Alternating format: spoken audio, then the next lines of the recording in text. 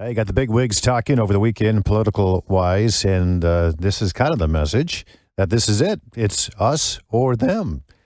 That's the final message of the Conservative Political Action Conference in Maryland over the weekend. Donald Trump spoke for a couple of hours Saturday night, and Kevin, he basically said this is the final battle. Everybody knows it, and we're fighting against sinister forces. And he said losing is not an option because the effects of a losing battle will turn the United States into a Marxist and a socialist country.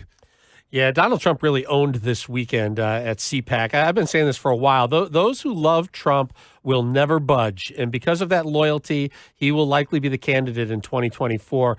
Maybe even if he's in jail, because he said he's going to run even if he's indicted. That won't stop him. His supporters do not care what anyone says or anyone does. They are all in on Trump. And because of that, he has like this 35% or 40% of Republicans that are with him no matter what. And the only way to stop him from getting the nomination is if everyone who's against Trump unites together and pulls all their supporters together, and it's a two-person race. Without that, with multiple people in this thing, Donald Trump is the clear winner, and that showed at CPAC this weekend. We want to bring in Roshini, political strategist and host of the Crisis Files. Good morning, Roshini. How are you? Good morning, guys. What was your overall take of CPAC, or any surprises, or what stuck out to you? You know, it's interesting. Your analysis, Kevin, is really good about this popularity of Donald Trump, but and it really would take all of the other Republican forces to unite and say, no, it's not going to be Trump, it's going to be X, right? So that is a very dangerous place for the Republican Party to be in, because you better believe the Democrats are going to pull out all the stops to beat Trump if he indeed is the 2024 GOP nominee. Now, that is where we are now. But Trump has this little kind of hiccup in my mind as a lawyer. He says he's running even if there are charges.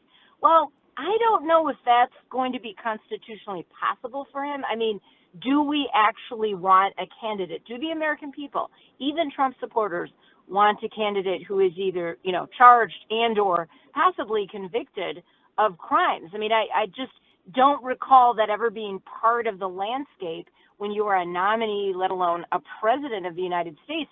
And this whole bandying about of executive privilege or executive, he doesn't have to do something or share evidence or witnesses because of executive privilege, that doesn't necessarily fly when you are a past president. So Donald Trump talked for about an hour and 45 minutes. Did you get a sense that he's a more mature Trump, or do you get the sense that this is the same Donald Trump that we had in his first term? You know, as my mother always said, a tiger doesn't change its stripes, but I did see some growing up that was done. I saw some bold lines. He is really trying to tell you what he's standing for this next time around. And not only just criticizing the current administration, but really saying, here are the things we need to do, create these new cities. I mean, he had quite a little list there of some pretty bold initiatives. Now, are they all based in reality? That we need to discern and figure out and really investigate. But he really did sound calmer to me, for the most part, Kevin and Tom, than that the man that was running in 2015 and 2016. Yeah, maybe a little more disciplined, too, on his messaging. I mean, he came out and said essentially that he's learned some pretty deep lessons from his first term, that he now knows, in one sense, who not to trust. And in his second term, if he wins one, will be a time of shutting down what he believes is a weaponized bureaucracy that really targets its own people. Do you believe that's the message that's resonating with conservatives? Do they feel targeted by the Biden administration? Oh, I do believe they do feel targeted. And I mean, both sides have really targeted the other side, but the Democrats have definitely tried to match negative narratives and very tragic and sometimes disgusting buzzwords with the Republicans. So I would not blame any Republican for feeling targeted by the Democrats. But, that is a strategy also, Tom. Yeah. What about, Donald Trump? He's got this argument out there that, listen, I warned you during 2020 what would happen if Joe Biden was elected, that the border crisis would go bonkers, the economy would teeter, the cost of living would go up, energy production would go down, and that Joe Biden would be weak on the international stage. Is that his best message, saying, I told you what was going to happen, and look, it's happened? Well, I mean, I don't know if he should really wrap it in the I told you so package, but he can let the record of Biden speak for itself and compare it to what was before. Even if you go back prior to Trump and what was before, there were certain parts of the economy that were doing better than right now. I mean, I've talked about it with the two of you in the past. Interest rates all by themselves are one of those huge areas. We had such a housing boom going on during COVID and at the early end of COVID.